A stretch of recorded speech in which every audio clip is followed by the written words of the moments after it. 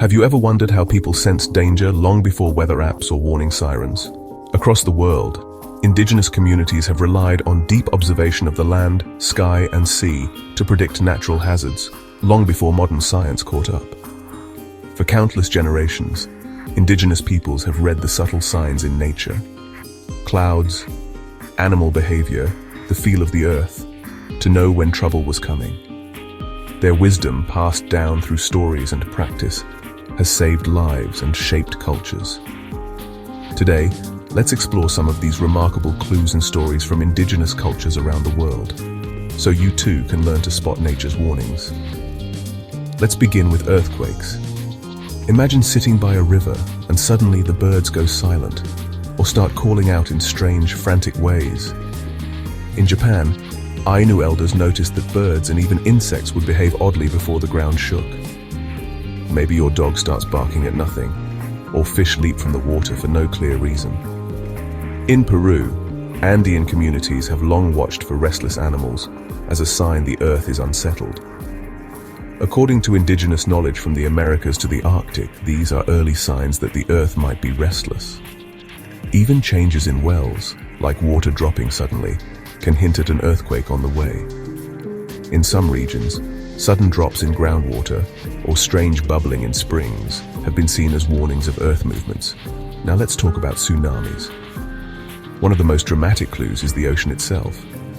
In the Pacific, indigenous peoples from Samoa to the Pacific Northwest have stories of the sea pulling far back, exposing rocks and shellfish you don't usually see. If the sea suddenly retreats, don't wait around.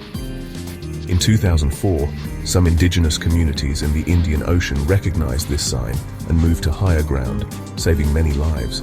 That's a danger sign, often followed by a powerful wave. In Indonesia, the Simulue people have a word, smong, for tsunami, and their oral histories teach children to run inland when the sea withdraws.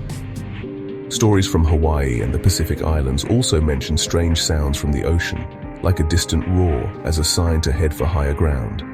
Now, volcanoes. The land gives off plenty of clues if you know where to look. In Indonesia, the Batak people watch for increased steam and odd smells near volcanoes.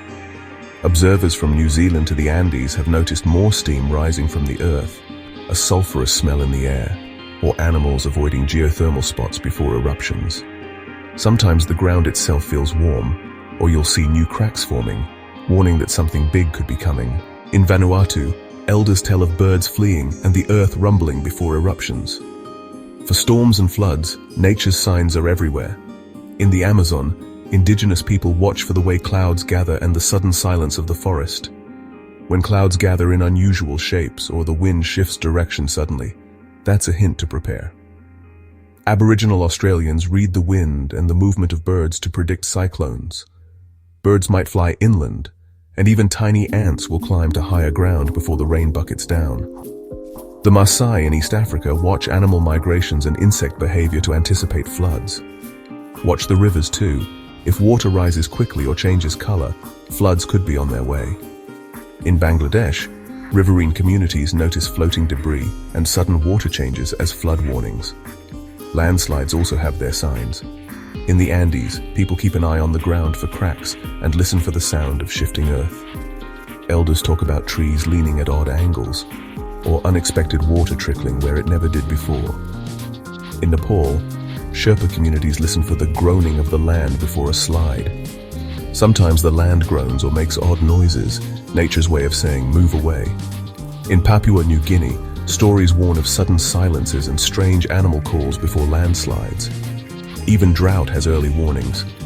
In Australia, Aboriginal peoples notice the drying of water holes and the behavior of frogs and eels as signs of coming drought. Rivers and lakes shrinking, plants drying out, or animals gathering around the last water holes are all clues. The San people of the Kalahari watch the movement of birds and insects to predict dry spells. When rain won't come, indigenous peoples across continents watch the skies, the soil, and even the behavior of eels or frogs to know when times will get tough. What's powerful about this knowledge is that it's all about paying attention, really tuning into the world around us. Inuit hunters, for example, read the wind and the cracks in sea ice to stay safe. You don't need fancy technology, just your senses, patience, and respect for the land and its rhythms. Next time you're out in nature, try looking for these signs. Ask elders, listen to stories, and notice the world with fresh eyes. You might just spot a warning before anyone else and help keep your community safe. Nature always speaks, we just have to learn how to listen. Indigenous wisdom reminds us that the land, water, and sky are always telling a story.